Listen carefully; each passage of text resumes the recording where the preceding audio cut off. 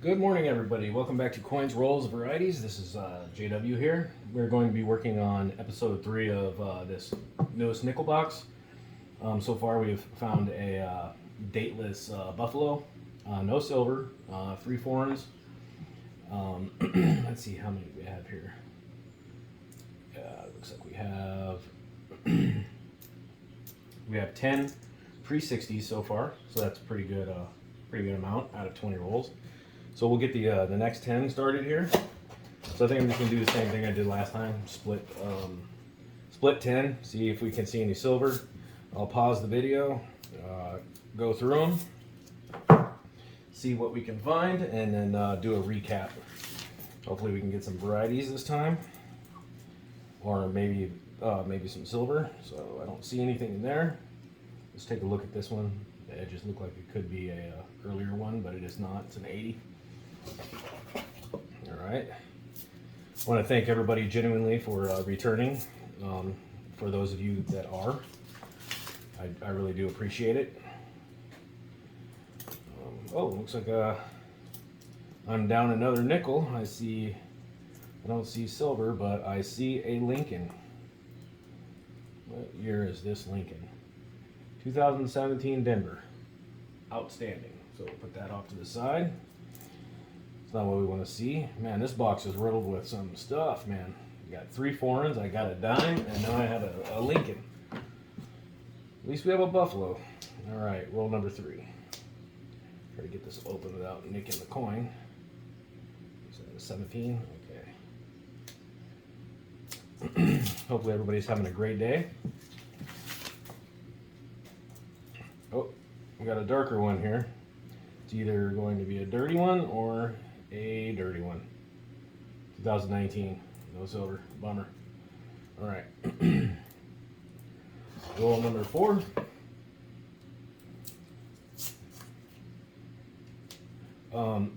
So just to recap, we're going to be looking for double dyes, silver, buffaloes.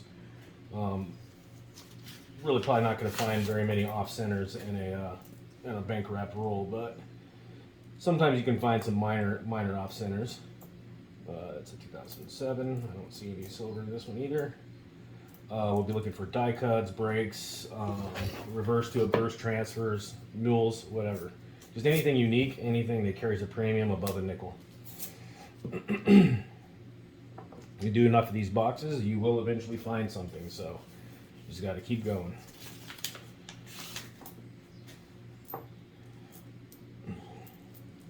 So generally, like before, I find about 2 war nickels per box.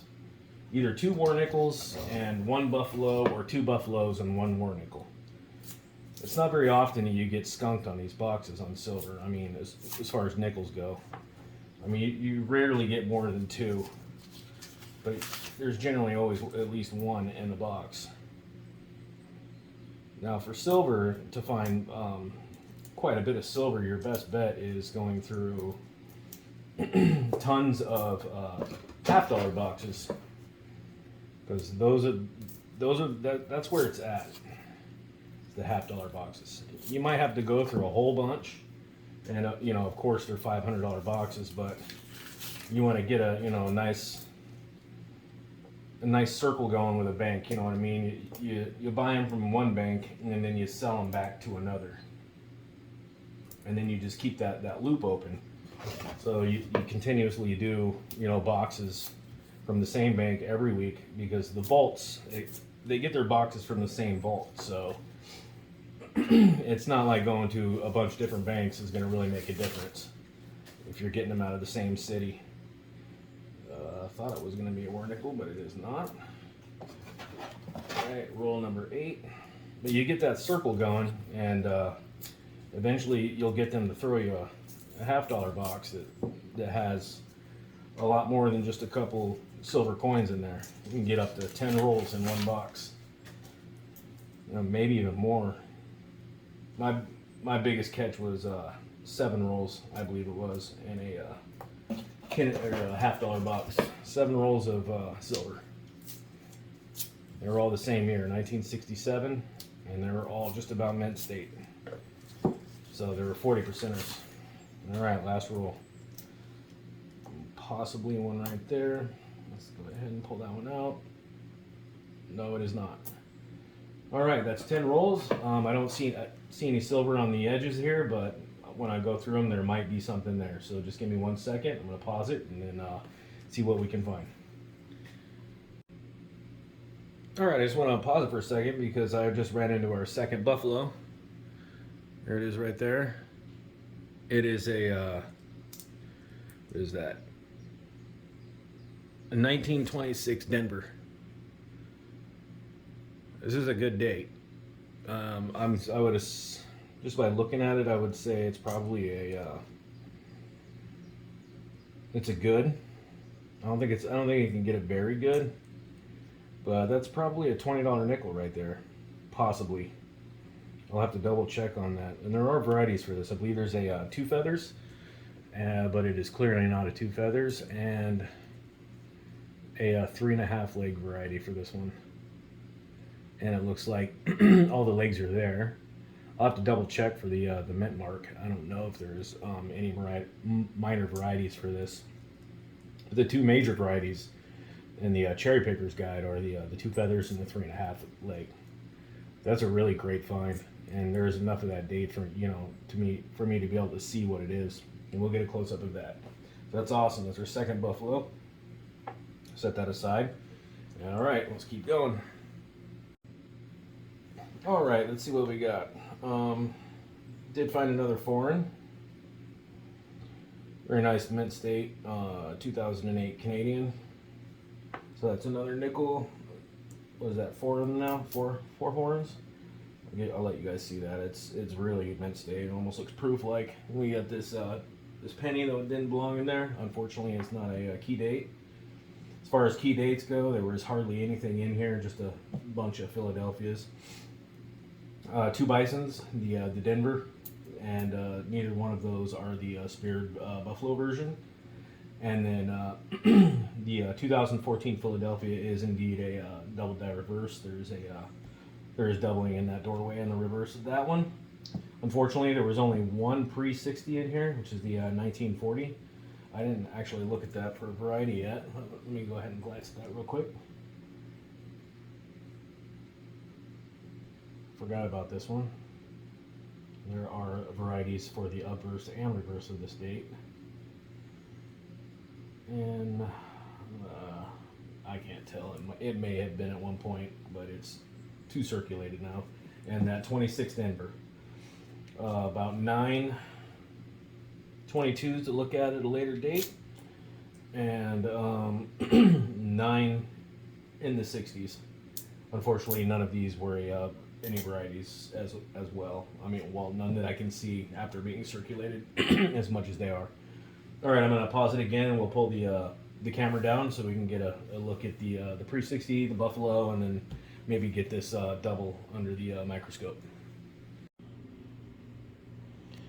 All right, let's get these Philadelphias. These were all the Philadelphias, 9 of them, all no-goes on varieties. I checked all of them thoroughly.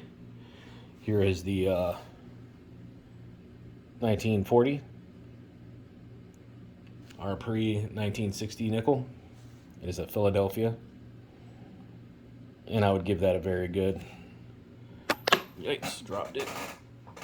Just gonna get that, pick that back up. Look at that obverse one more time. Turn it down.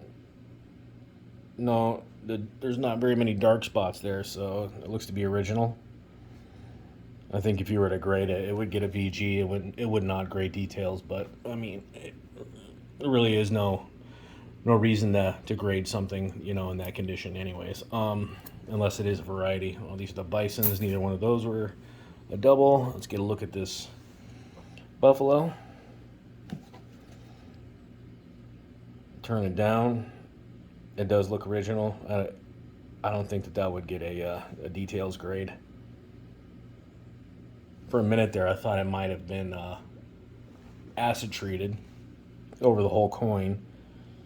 Oh, actually it is. Yeah, look at it. It's very porous. Yeah, right here. This has definitely been treated with acid, the whole thing. Darn. Bummer. That's probably why it's in this box. 1926 Denver it's a good find. When you turn in the light, you can see that the whole surface of this coin is porous, which means at one point it's had an old acid treatment. And I believe it was a while back. The reverse looks worse than the obverse. Bummer. Almost looked original for a minute there. All right, and then we have this. Oh no, I don't want to touch it yet. I don't know about the dates for these, but this is Canadian. It's to be a very mint state. I mean, it is a 2008, so but still only one print right there. Crazy. 4 in the same box. Four of those, 1 dime and a penny, but we have 2 buffaloes now, which is awesome. Let's see if we can see the doubling on the reverse of this with this camera. No, you can't see it. It's at the top of the doorway there. So I'll get this under the microscope and see if we can see it there. All right, let's get this nickel another. Oh, there's a whoops. We have another double die in there. Sorry about that. All right, I can't believe I didn't see that. All right, let's get this 14 in there and see if we can see it. Oh man, it's pretty circulated. Is that blurry? I can't tell. See if maybe turn in the light a little bit. Not the other way. There you go. You can see the line. It's very, very, very mild. Just at the very top of this doorway right here. See that extra little in those devices right there. Very little doubling there. I don't know which variety this is. I'll have to take a look at them, but it probably won't take me very long to figure out which one it is. Again, Brian's Varieties is the best one for these more modern double die reverses. I don't see anything in the rest of the devices either. I checked Monticello. Everything looks to be exactly the way it's supposed to be. So that's another one. So I believe that's our second one in this box, second double die, maybe third. All right, so that's it for today. Thanks for watching, and don't forget to like and subscribe, and I'll see you guys for the next 10 rolls.